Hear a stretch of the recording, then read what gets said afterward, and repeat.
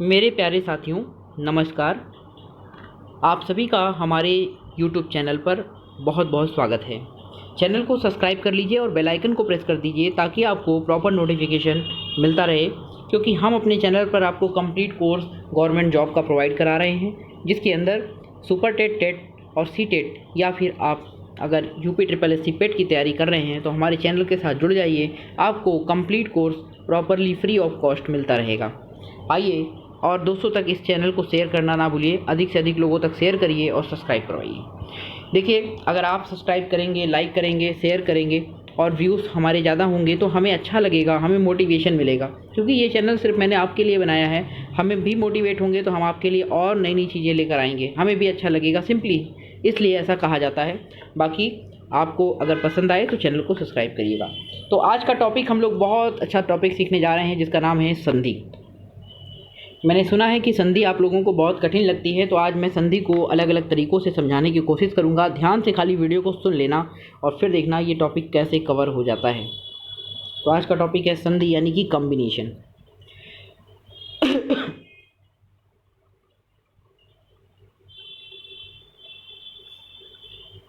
तो संधि का अर्थ है मेल या योग, ये बात याद रखना। भाषा में दो वर्णों के मेल को संधि कहते हैं। दो वर्णों के मेल को संधि कहते हैं। जब दो शब्दों के बीच संधि होती है तो पहले शब्द के अंतिम वर्ण का दूसरे शब्द के प्रथम वर्ण से मेल हो जाता है। जैसे विद्या, धन, आलय, विद्यालय। इस तरीके से हम लोग संधि बनाते हैं। अब देखिए, संधि का प्रकार बहुत इंपॉर्टेंट है सीखना दोस्तों। संधि के प्रकार को ये पेपर में बहुत बार आता है। कभी भी पूछे संधि कितने प्रकार की होती है, आप बताएंगे संधि 3 प्रकार की होती है: स्वर संधि, व्यंजन संधि और विसर्ग संधि। स्वर संधि क्या होती है? जब परस्पर मिलने वाले शब्दों में से पहले शब्द के अंत में और दूसरे शब्द के प्रारंभ में स्वर हो तो वहाँ स्वरों का मेल हो जाता है, यानी कि दोनों तरफ स्वर। जैसे पहला दो शब्द हैं, दो शब्दों को हमने जोड़ा, एक ये और एक ये, तो इसका आखिरी और इसका पहला शब्द दोनों ही क्या हो? स्वर हो। तो दोनों जब जुड़ जाएंगे तो ये क्या कहलाएगा? स्वर संधि कहलाएगा। Very good. इस प्रकार स्वरों के मेल से होने वाली संधि को स्वर संधि कहते हैं। व्यंजन संधि देखिए क्या होती है? Consonant combination. जब परस्पर मिलने वाले दो शब्दों में से पहले शब्द के अंत में कोई व्यंजन या दूसरे शब्द के आरंभ में कोई स्वर आ जाए। समझिए, दो शब्द हैं, संधि में प्लस का साइन लगा हुआ है।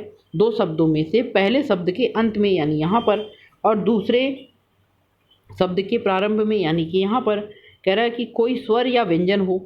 मतलब यहाँ पर या तो स्वर हो या व्यंजन, या फिर यहाँ स्वर या यहाँ व्यंजन हो, तो उनके बीच होने वाले मेल को, ये जो मेल हो रहा है, इसका जो प्रोनाउंसिएशन निकल रहा है, एक भी व्यंजन है तो दिस इज कॉल्ड व्यंजन संधि। तीसरा है आपका विसर्ग संधि।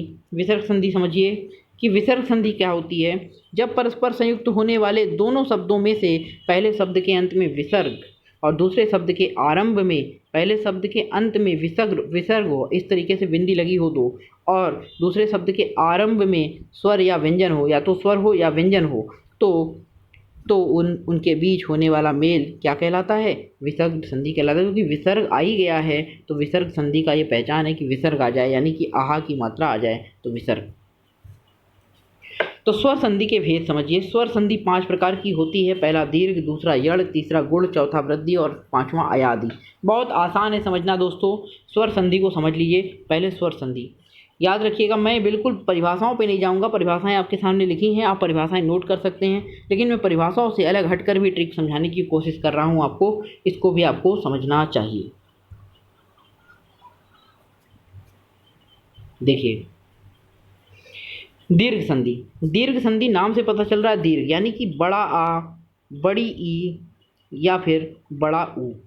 अगर वाक्य के किसी शब्द के बीच में बड़ा आ, बड़ी ई, बड़ा ऊ आ जाए तो फिर ये दीर्घ संधि का एग्जाम्पल होगा। देखो कैसे? पहले देखो, सत्यार्थी, बीच में या आया, बड़ा आ, ठीक। परमात्मा, आया, बड़ा आ। रविंद्र, बड़ी ई आया। गिरीश, बड़ी ई आया। तो ऐसे बड़ा आ, बड़ी ई, बड़ा डबल आता, बड़ी ई सॉरी, और बड़ा ऊ ऐसा आ जाए तो ये क्या कहलाएगा? दीर्घ संधि। अगर बीच में ऐसा सेंस आ रहा है तो ये दीर्घ संधि का एग्जाम्पल है। यड़ संधि। तो यण संधि की क्या पहचान है ये भी आप समझ लो।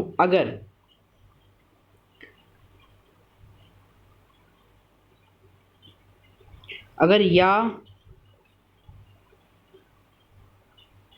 वा और रा से पहले आधा वा आ जाए या आधा सा आ जाए या आधा ता आ जाए, इस तरीके का सेंस हो, तो ये आपका कहलाता है यण संधि। ये एक ट्रिक है, समझिए कैसे। जैसे यद्यपि, देखिए यद्यपि, तो दा आया, आधा आया बीच में, फिर प्रत्युत्तर आधा ता आया, और सुस्वागत, सुआगत तो आधा सा आया वा से पहले, या रा और ला से पहले अगर आधा कोई अक्षर आ जाए, आधा मतलब आधा आ जाए अगर कोई अक्षर या रा ला से पहले, तो ये आपका यण संधि कहलाएगा। ये बात याद रखिएगा, ये ट्रिक है। पित्राज्ञा, तो आधा ता आ रहा है, पित्राज्ञा, तो यह समझ लीजिएगा यहाँ पर यण संधि है। चलिए गुण संधि देख लेते हैं। गुण संधि भी इम्पॉर्टेंट है। गुण संधि में याद रखिएगा, किसी शब्द से जब कभी एक मात्रा ऊपर दिख जाए, बीच में एक मात्रा दिख जाए, एक मात्रा बीच में, एक मात्रा, अब वो चाहे ए की हो सकती है या ओ की हो सकती है। ए की होगी तो ऐसे होगी, और ओ की होगी तो कैसे होगी, ओ की होगी तो ये होगी। तो एक मात्रा जब दिख जाए ऊपर, तो समझ लेना, मैं फिर से कह रहा हूँ, एक मात्रा दिख जाए तो गुण संधि का एग्जाम्पल है। जैसे महेश आ जाए और पूछे कौन सी संधि, एक मात्रा दिख गई, गुण संधि। परमेश्वर, एक मात्रा दिख गई, गुण संधि। परोपकार, एक मात्रा दिख गई। महोत्सव, एक मात्रा दिख गई। देवर्षि, एक मात्रा दिख गई, समझ लेना। महर्षि, महर्षि में भी एक मात्रा है, तो यहाँ पर हो गया। वैसे महर्षि में एक प्रकार से दीर्घ संधि भी मानी जाती है और गुण संधि भी मानी जाती है, दोनों ही इसके एग्जाम्पल हैं, तो आप ये यहाँ पर गुण भी मान सकते हैं, ठीक है। तो इस तरीके से आपने सीखा कि एक मात्रा ऊपर दिख जाए, चाहे वो ए की हो या ओ की हो, गुण संधि कहलाएगी। वृद्धि संधि सिंपल है, दो मात्रा दिख जाए ऊपर, ऊपर कितनी मात्रा दिख जाए, दो मात्रा, समझ लेना वृद्धि संधि है। जैसे देख लो भाई, मतैक, तथैव, महेश्वर, सदैव, महोषधि, दो मात्रा ऊपर दिख रही है, जहाँ भी दो मात्रा वहाँ पे वृद्धि, वृद्धि संधि, याद रखना। अयादि, अयादि में बिल्कुल ऐसे शब्द आते हैं, तीन लेटर होते हैं, नयन गायक पवन पावक, नयन गायक पवन पावक, तीन लेटर आ जाए समझ लेना अयादि संधि, और ऐसे ही पढ़ा जाएगा, नयन गायक पवन पावक, इस तरीके के ही शब्द होंगे, तो आपका कहलाएगा अयादि संधि। बाकी रूल पे जाएंगे तो रूल काफ़ी कठिन होगा और याद भी आप नहीं कर पाएंगे।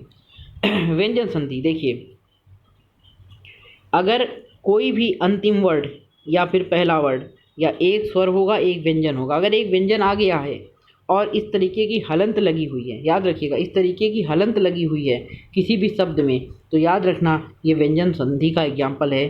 जहाँ हलंत लगी है, जैसे ता के बीच में हलंत लगी है, व्यंजन ता के बीच में हलंत लगी, व्यंजन संधि का एग्जाम्पल है। देख लीजिए, व्यंजन संधि के एग्जाम्पल में हलंत जरूर लगी होगी, समझ गए, वेरी गुड। तो हलंत ही इसका ट्रिक है, इसको आपको समझ लेना है।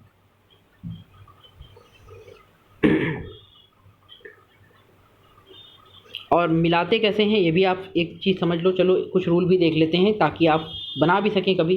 व्यंजन संधि के प्रमुख नियम क्या हैं, पहले देखो, पहला नियम है, यदि विभिन्न वर्गों के प्रथम व्यंजन के बाद कोई स्वर आए तो वह अपने वर्ग के तीसरे व्यंजन में परिवर्तित हो जाता है। जैसे दिक अंबर, तो दिक अंबर में का बदल जाता है गा में। देखो का तीसरा वर्ड क्या है, का के बाद खा था, खा के बाद गा, दिक का दिग हो जाता है, दिगंबर। यदि विभिन्न वर्गों के प्रथम व्यंजन के पश्चात कोई स्वर आ जाए तो वह अपने वर्ण के तीसरे व्यंजन में बदल जाता है। तो देखिए स्वर आ गया था आ, दिक धन अंबर आया, स्वर आ गया, तो फिर ये जो का है वो तीसरे लेटर में बदल जाएगा, का के बाद खा था, खा के बाद गा, तो इसी देखिए दिक अंबर का दिगंबर, ठीक है। जगत ईश्वर का जगदीश्वर, जगदीश्वर, ता का दा बन गया।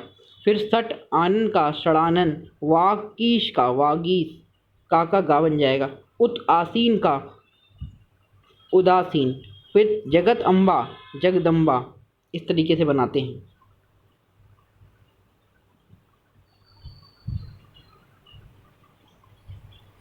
तो ये आप समझ लेना हलंत वाली बात, और ये एक बेसिक बातें जो थी वो हमने बता दी। बाकी आप एक बार रूल चाहें तो पढ़ सकते हैं, क्योंकि मैं आराम से आपको जो दे दे रहा हूँ, स्क्रीनशॉट लेके आप नोट्स बना लीजिए और पढ़ लीजिएगा, तो ये भी आपको समझ में आ जाएगा। बाकी मैं शॉर्टकट पहचानने का तरीका भी बता दिया, व्यंजन संधि कैसे पहचानते हैं।